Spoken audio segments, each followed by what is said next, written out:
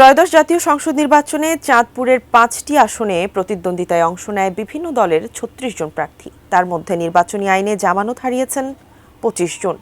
নামমাত্র দল পরিচিতি নেই, জনসম্পৃক্ততা কম, শুধুমাত্র নির্বাচন কেন্দ্রিক প্রচার প্রচারণায় আবির্ভাব, তাই আস্থাহীন মনে করেন ভোটাররা।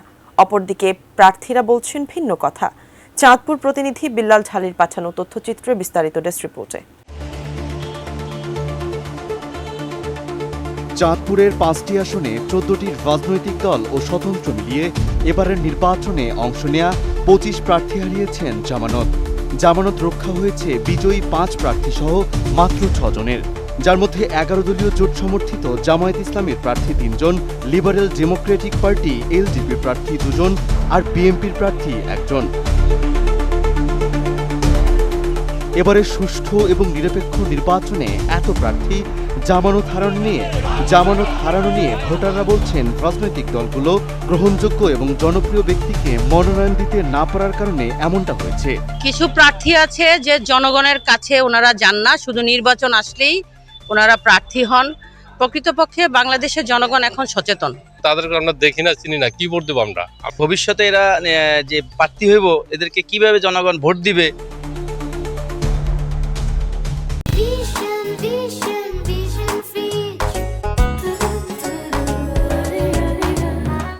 চাঁদপুরে জামানত হারিয়েছেন জাতীয় পার্টির ৪ জন, ইসলামী আন্দোলনের ৪ জন, ইসলামিক ফ্রন্টের ৩ জন, গণ অধিকার পরিষদের ৩ জন, গণফোরামের ৩ জন সহ Bangladesh communist party, Nagorik Oikya, Insaniyat Biplob Bangladesh, labour party, republic party সহ ২ স্বতন্ত্র প্রার্থী।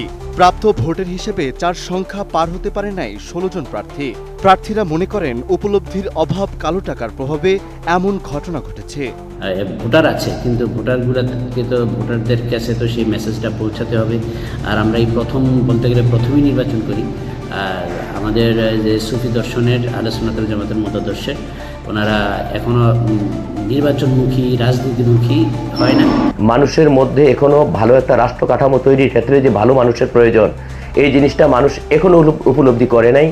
যেহেতু আমাদের কাছাকাছি একেবারে আমাদের বাড়িতে পর্যন্ত যেখানে মানুষ এখনো টাকার বিনিময়ে ভোট দিচ্ছে, সেই হিসাবে এই সংস্কৃতির যতদিন পরিবর্তন না হবে ততদিন ভালো মানুষের রাজনীতিটা বা ভালো একটা দেশ আমরা পাবো বলে আমরা আশাবাদী নই। জাতীয় সংসদ নির্বাচনে প্রার্থী মনোনয়নে সচেতন হতে হবে রাজনৈতিক দলগুলোকে। পরিচালনা করতে হবে জনসম্পৃক্ত কাজ, মনে করেন সচেতন মহল। কিছু রাজনৈতিক সংগঠন আছে যারা ভুইফোট, শুধু নির্বাচন কেন্দ্রে কি তাদের কর্মকাণ্ড দেখা যায়, এরপরে আর তাদেরকে খুঁজে পাওয়া যায় না। এই সব কিছু মিলিয়ে আসলে কিন্তু এই সমস্যাটা হয়। একই সাথে আর একটু যুক্ত করার বিষয় আছে যে রাজনৈতিক দলগুলো যে প্রার্থী দেয়, অনেক সময় প্রার্থীর সমস্যার কারণে এটা হয়। নির্বাচন কমিশনের নিয়ম অনুযায়ী মোট প্রদত্ত ভোটের ৮ ভাগের ১ ভাগ ভোট পেলে রক্ষা হয় প্রার্থীদের জামানত। Desk report, ATN news.